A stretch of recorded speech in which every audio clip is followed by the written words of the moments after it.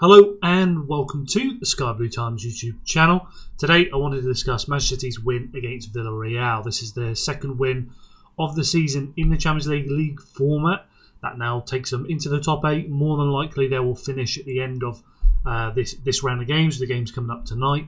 I think Spurs can go ahead of them depending on the goal difference, but more than likely City are going to finish within the top 8 at the end of this game week. A really important thing to point out with Villarreal is how good they are at home. This is a team that have now lost their first home game of the season, courtesy of Manchester City. Since the beginning of the 24-25 season, they've only lost 4 games. Manchester City, Real Madrid, Barcelona and Real Betis, managed by Manuel Pellegrini, funny enough.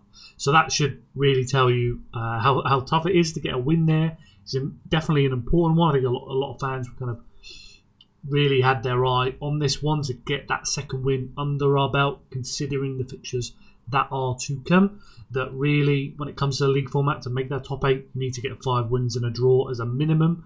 Most of the teams, I think the top 5, top 6 last season had 6 wins. You'd still be able to manage to get in there with 5 wins and a draw. So that's something a lot of people have their eye on. You're thinking you've got to win all your home matches and at least 1 match away from home. So this definitely puts City in a good stead for that. Looking at some of the other things, other stats, so Manchester City now have won their first away game in the Champions League since Bratislava, which was on the 1st of October of 2024. Before that, the nearest away win was Copenhagen on the 13th of February 2024. So really big step forward to the team. Obviously, having that poor season 24-25 really does distort a lot of the stats that make it look a lot worse, when actually it's more about that season rather than extending it too far into the team as a whole, if that makes sense. So you do have to kind of really consider the problems that came from that season, what has changed, what hasn't changed, the new players that come in, and so on. Erling Haaland, Ruben Diaz are now the first 2 Manchester City players to play over 900 minutes across all competitions for the team this season. Tells you the 2 guys that are playing week in, week out. And a really important one for Donnarumma. He's now kept 3 consecutive clean sheets. He really has had a positive impact. You see the way he always communicating with the defence in front of him, the way they celebrate after making important blocks, important saves. As I mentioned, the constant communication with the rest of the team, and you can see the stability that is spread out amongst the players that are defending. The team has now kept 7 clean sheets across the opening 12 games of the season. That includes a couple from James Trafford, along with the 5 from Donnarumma. I think that's 5 in 8 games for Donnarumma, which really does tell you the impact that he has had on this defence. Certainly a promising sign going forward. Small sample size early in the season, as we know, things can really drastically change. I don't think, if I remember at this point last season, we've yet to have gotten to the stage where City entered that terrible run, although the signs were there in the performances and the injuries, etc. We haven't yet hit those kind of levels of performances. The team trajectory is moving in a good direction, as Rico Lewis mentioned after the match. The vibe in the dressing room, the kind of positive nature of the group, the way the training sessions are going as well, is all in a good moment compared to previous seasons, particularly last season. So yeah, I think certainly a lot of reasons to be optimistic with the underlying numbers and so on. The issues that I think everybody is aware of, that you're expecting for the attacking players and the attacking midfielders to contribute with more goals. That's something to keep an eye on across this next run of games, particularly with this game here. It's Villarreal, the Everton match. Savinho, Doku have had really good chances. 2 players that really creativity should be the kind of number 1 thing you're looking for, but they still need to contribute with goals. You've also got Shirky, yet to get back to full fitness, integrated into the team, somebody that absolutely can score goals. The role of Phil Foden playing a little bit more deeper takes him away from being that kind of contributor as the kind of second guy scoring goals. And then you've got Marmoush to come back, who is somebody that was brought in to score goals that will increase that shot volume. He'll take easily 3 shots across a full 90 minutes as somebody that will get a couple shots on target every single 90 minutes.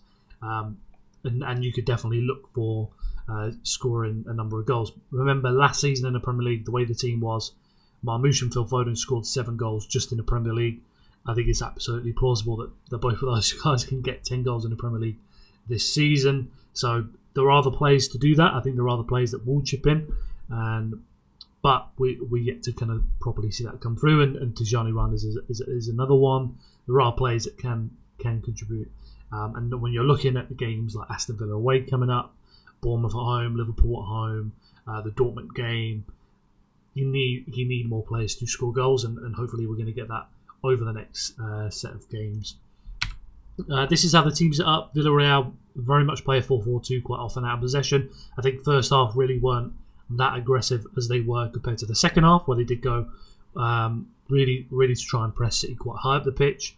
But for the first half, Jeremy Doku, Savinho out wide. I think it's important to mention when it comes to the wingers, like Doku, for example, he's got that role to hold width, and a lot of the attack from Manchester City was going down the right-hand side, not down the left-hand side. He was there to stretch width, to pull that back four further apart, and then be an option for switches. I think then after, once he gets the ball for the switch, I think there's a couple of moments where he could do better. I think Marino did really quite well to get over quite quickly and be tight to Jeremy Doku, and they could have got the ball a little bit quicker to Doku, and obviously he has that chance where you'd expect him to have done better. I think the pass from Savinho wasn't nearly as good as people think it is, but certainly on the course of the game you'd want to see a little bit more from Jeremy Doku.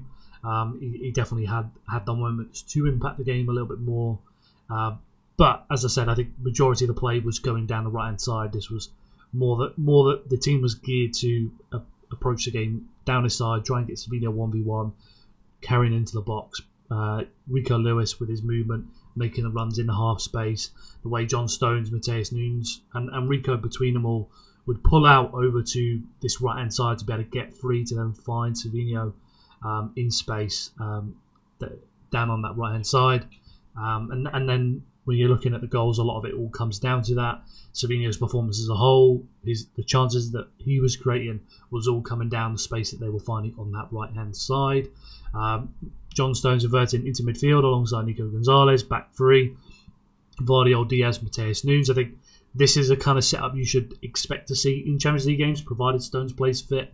And if he's not fit, I'd still expect in some way that they'll be looking to try and form that back three, just to be able to properly manage the threat of the opposition with their counter-attacks, particularly when it comes to Champions League games, just to be a little bit more conservative in their play. And then, you've got Silva kind of drifting between the lines, Haaland in his usual position. And as I mentioned, Rico Lewis, I think, had a really good game, knowing when to pull out to this right-hand side, somebody that's played as a right-back, so he's got a lot of experience on there. But as Guardiola mentioned after the match, he's somebody that is just so intelligent with his movement, recognising the spaces, particularly against a team that is aggressive, a bit more man-to-man, knowing how to time his movement to arrive into that space, as well as timing his runs, as we saw for that first goal. I think very similar sort of setup that we expect to see over the course of the season. Little things do change. Perhaps we won't see as much of a double pivot, particularly with Nico and Stones there. You were able to just play through the lines to Stones. Something Guardiola mentioned after the match, I think was quite an important quote, was about how the positional game is not in the build-up, Diaz, Vardy, Mateus Nunes, etc. It's in the opposition half, and particularly by that, I think he means it's once we get the ball from Vardy, Diaz, Nunes into Nico, into Stones between the lines. That's then where we can have that kind of positional movement to be able to find the different pockets of space and attack the opposition. That's pretty much it. And if I just move over to, this is the passing map. This is by Ishdeep. If you don't follow him, check him out on X. I've recommended him on previous videos. This is an app that he puts together of previous matches, so you can see passing maps, and there's loads of other stuff that you'll be able to see on that. But as you can see from this, Doku is very much the guy looking to receive the ball, not to be supported by, as you can see with Savinho, having Rico Lewis, Mateus Nunes, John Stones all drift over to that right-hand side to be able to progress the ball and work their way into the box. That was the kind of route that City were taking. And then you had Jeremy Doku on there to stretch the back line, pulling the other opposition, their right back, more and more over to his side. Had the switch option for John Stones to be able to find him as well, and shift that opposition block around the pitch. But primarily their attack was focused down on this right hand side. And as you can see when you're going over to the penalty box entrances from Manchester City, 16 in this match compared to 11 by Villarreal, 7 by Carry, 9 by Pass, and as you can see, 10 on the right hand side versus 3 in the middle, 3 on the left hand side. And this is all about Savinho being able to being found in space, and then he does a really good job at forcing the opposition fullback, their left back, deeper and deeper and deeper, so he's able to carry into the box that they don't want to make that challenge, and then he's able to open up his body, find different passes, or when he's a little bit further out, find those passes into the box. I think, as we'll get onto with that first goal, there was a number of times that Savinho could have played that pass into Rico Lewis, and I think, at least from me watching, you're kind of there like, go on, play that pass, it's on. And I think from his point of view and from the team point of view, they're trying to time it correctly so that Rico has enough time to be able to play that pass once he gets into the box, and he does do that when we get to when we have that first goal where he plays the pass over to Erling Haaland. And I think just from a Savinho perspective, as move over to this one here, this is just some of his actions from the match: 3 shot assists, 1 assist, so 4 chances created in that game.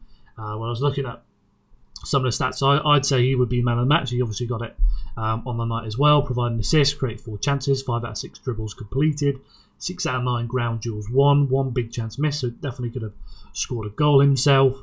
Led the team for progressive carries with 9, carries into the penalty area with 6, 5 successful take-ons, 6 ball recoveries, the most in the team. Key passes, 4, expected assists 0.7, progressive passes received, so always that outlet with 16, and then had 8 touches in the opposition box, which was again the most led the team. So this is the kind of performance that you've been waiting to see as a City fan from Savinho since he's been back in the team. Had the kind of transfer saga in the summer with Spurs, etc. Obviously needed to find his fitness, and in previous performances you could see that he was somebody losing the ball far too often and wasn't as decisive as he could be, wasn't as effective 1v1. But this is the kind of performance where he shows you what he can bring to the team. Creativity, as I mentioned with Jeremy Doku as well, that is the number one for both of these wingers for them to bring to the team. From playing out wide versus somebody like Marmoush, where his number one is the goals. And I think Savinho, when you've got the runners into the box in and around him, then his ability to create, to pick up those passes really does shine. So yeah, I think really good performance all round from him. Encouraging going forward. I think we've seen how well Jeremy Doku can do. Now we're starting to see some of the best from Savinho and where his performances could go over the course of the season. Still has that clear improvement to make in front of goal, particularly with his body position and the way he shapes himself for that shot. It's just not in a good way to be able to strike that ball. So that's something he has to work on. Definitely needs to improve that over the course of this season. He will get chances, as we've already seen in a few games already now. He could absolutely score a few goals already in the first kind of few games. So that's something he needs to improve. But apart from that, I think it's encouraging to see these performances heading in the right direction. Hopefully we continue to get more performances like this, and then you're looking back at the start of the season to think, okay, I've seen really good performances from Jeremy Doku in games. I've seen that from Savinho. Hopefully we then get that from Marmoush in the coming games. Hopefully get that from Shirky alongside Phil Foden playing more centrally. And we're then starting to see a range of players that can contribute with goals and assists and be creative as well as decisive in the final third. We just move over to this here. So this is the goal. So you see in this one, and Mateus Nunes, just so I don't forget to mention him, I think he had an excellent first half. Got back and dealt with that ball into the box, and I just think he looks like somebody maybe didn't have the kind of the glamorous moments in this match, so the kind of decisive moments in the box. But I think this was an excellent performance from him, particularly in that first half. Looks much more stable, looks sharp, focused, etc. Really encouraging to see those kind of performances when we have Kusanov out with an injury. We're unsure about who's going to be that right back. And similar to Nico O'Reilly, you think you've got all the tools, the kind of physical quality, the technical ability to do a really good job there as a right back. I'm not entirely convinced about saying he would be that long-term option. I still think the club will go for that. But when you're talking about being certainly a backup option and then also playing significant minutes this season, it's certainly possible for Matheus Nunes to get to that point if he does lock in, because he does have the tools. It's always been about his mentality, his focus, how eliminating those mistakes. Particularly, he has a few when he's trying to make those passes back to the goalkeeper, back to a defender, and the way he kind of angles and opens up his body for that pass.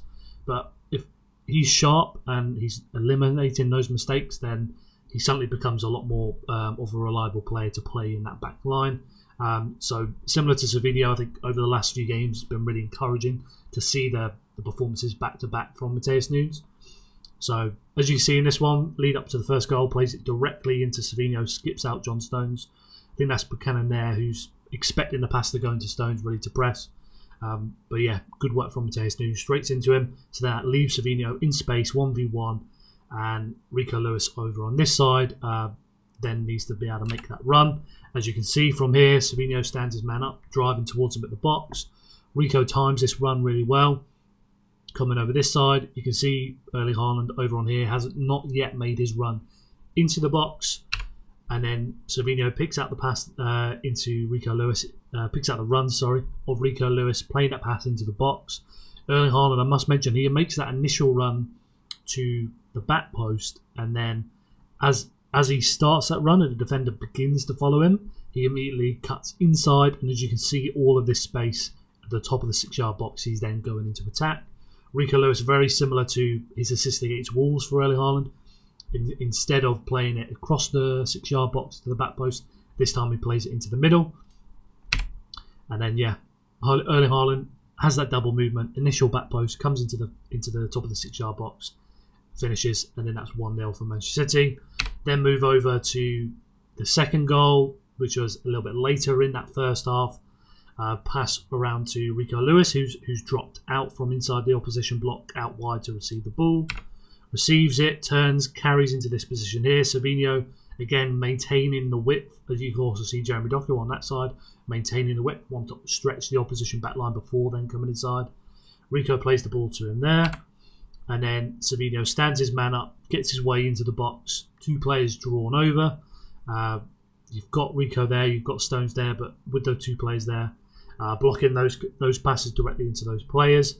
And Bernardo Silva here drifts his way into the box and is able to head that one in, and then that's 2-0 for Manchester City. If you just go back a little bit here, you can see Bernardo Silva here behind Erling Haaland. So the opposition right back has to keep an eye on Jeremy Doku over here, so he can't really follow with Bernardo Silva. The right centre back of Villarreal following Erling Haaland with his run to the back post going into the box there. And so when you're looking at Bernardo Silva, who's going to track him? And so by coming round behind Erling Haaland, following him in, he's then managed to drift his way into the box and not be kind of obviously picked up by a midfielder. If he was coming a little bit more centrally, he's next to Partey, he's in his head, he can spot him, he can feel him right next to him to be able to track that run. But by Bernardo coming right round the side behind Erling Haaland, then shooting across to the middle, he's then able to attack that space and score that goal. So just really intelligent work from Bernardo Silva, as you can see here, and then the crossover. And another thing just to mention with Savinho, I think when you're looking at our wingers, particularly with Jeremy Doku, Marmoush we expect to play on that left, Oscar Bob. Savinho has a great range of crossing, trying to get my words out. He has a great range of crosses he can deliver into the penalty box compared to Jeremy Doku, who can provide crosses, but he's not doing it as consistently compared to somebody like Savinho. He doesn't look for those kind of crosses as often, and the range of different crosses Savinho can do, particularly the way he can kind of chip it and kind of loft it in the air into the kind of middle of the box. Really good to have. Really good tool to have in his belt. So yeah, that makes it 2-0. Able to convert, and I think what I wanted to talk about was that second half performance. So I think it's important to start with the game state being 2-0 going into it. It's a very different approach from Manchester City going in 2-0 up versus, say, Everton, where you weren't going up in that kind of situation and you did need to step up the performance. So that's one thing. They were going in 0-0 to the second half, needed to improve their performance versus going into what is an away game in the Champions League. Important thing as well. 2-0 up. I think when I was looking at some of the other numbers that stood out, ground duels, for example, 70% won by Manchester City, 22 ground duels won in that first half. In the second half, they won 17 ground duels, and that was 44%. So that's quite a big swing. Villarreal were a lot more aggressive in their press, higher up the pitch, and City did struggle at times, not throughout the whole second half. The possession percentage was 69 in the first half, 63 in the second half. It wasn't this huge swing of City dominating the ball, 69%, and then the second half it's like 45, around to 50%, and it was a lot more of a kind of even game in that sense. But they definitely struggled when it comes to playing through the press of Villarreal, trying to find the wingers out wide. I think the fullbacks had less and less options. There wasn't an increase, particularly in the numbers of losses of possession. City lost the ball 8 times in the first half, 9 times in the second half. But in their own half, they lost the ball twice in the first half, versus in the second half, they lost the ball 4 times in their own half. So it just speaks to a little bit of City struggling a little bit more in that second half to progress the ball out past the opposition press. And then also when it comes to getting the ball into the opposition half, into the final third, struggling to make it stick up there, even if it didn't end up leading to an attack. And I think Guardiola mentioned this afterwards, that it was always kind of more so in the second half, you'd get into the attacking players, and then they were going straight towards attacking and losing the ball a little bit quickly, and then the ball was coming back at you just as quick. But still, when you're thinking about the kind of chances that they had, I think the chance where Donnarumma claims 33 minutes, goes to claim for the ball, and then the player bumps into him, that actually counts as a chance. That was 0.57 xg. So that was a big chunk of the chances that Villarreal created was just from that moment, which anybody watching the match can tell you that really wasn't a proper chance. Kind of significant period was that 68 minutes to 77 minutes with Villarreal. They had 6 shots, 3 missed a goal, 1 saved, 2 blocked. And then I think they had a couple of chances right towards the end, around 90th minute, off 2 set pieces. But it was that kind of period where I think, you had Nico Gonzalez come off after 57 minutes, Kovacic come on. As Guardiola mentioned, he really should be looking for 20-30 minutes to try and perform at his best, rather than being somebody that could play for 90 minutes or even just play for 60 minutes. So definitely wasn't ready to come in and play a significant amount of minutes and perform at his very best. I don't think he came on and looked as sharp as he did for that kind of brief 5 minutes against Everton. So I think that was definitely a factor, along with what I mentioned about Villarreal just stepping on to City a little bit more, being a bit more aggressive with their press. So I think that was something to mention. And then you think about those changes: Jeremy Doku, Bob, Jeremy Doku coming off for Oscar Bob, Savino comes over to left wing, Reinders comes on for Rico Lewis. Slowly started to regain a bit more of a foothold of the game, a bit more of the ball. And then the final 5 minutes, you had Marmoush Cherki come on for Haaland and Savino. I think it was good to see the kind of like brief bits of link up with those kind of players, and you can see why you wouldn't bring them on too soon, because they were both looking to make those kind of passes in behind that and really try and attack Villarreal quite late in the game. We didn't want to kind of do that a bit too soon. And City certainly did have a couple of chances in that second half where they could have found that third goal, which really would have killed the game. But still, I think for the most part, as I mentioned throughout the videos, you're looking for that full 90-minute performance. I don't think it's going to be something that comes too soon. And I think it's also important to bear in mind that when you're looking at previous seasons from City, when they did win the title, it wasn't every single performance for 90 minutes was outstanding. And it wasn't outstanding performances every single week. There's games where we win 1-0 away to Leicester because De Bruyne scores a free kick and it wasn't particularly an impressive performance, but we get the 3 points, we move on. We win the Premier League that season, and you don't think twice about that performance. So I just think that's something to bear in mind when you're trying to look for those kind of performances. And as we continue to go, I think they are improving. They are definitely much more stable as a unit, that you're not looking at that second half being overly concerned about City falling apart or anything like that. I think they do look like a cohesive and stable team. And then as we go into the kind of future games, got Villarreal. Sorry, we've got Aston Villa coming up. I think that's going to be a really important one. Tough team, physical, lots of really good quality players across the pitch, can attack through the middle very, very well, which I think will be an interesting thing to see play out, because Villa have become a little bit stale in that regard. And City, if there's anything City have done very well, it's stopped teams from progressing the ball through the middle rather than out wide, is where some of the issues have come up. So yeah, definitely one to watch. Nico's injury, whether that's significant that he misses the game, I don't know, and perhaps we're going to see John Stones continue to play inverted into midfield. I think that might be something we see against Aston Villa again. But yeah, will be a very interesting game. Good to have that momentum continue from the international break with 2 wins now. Really good undefeated run. And I think getting a win away from Villa will be huge for the team, for their confidence. You then have the Swansea game where you can really rotate the team, and then you can reset ahead of Bournemouth at home, Dortmund at home, Liverpool at home.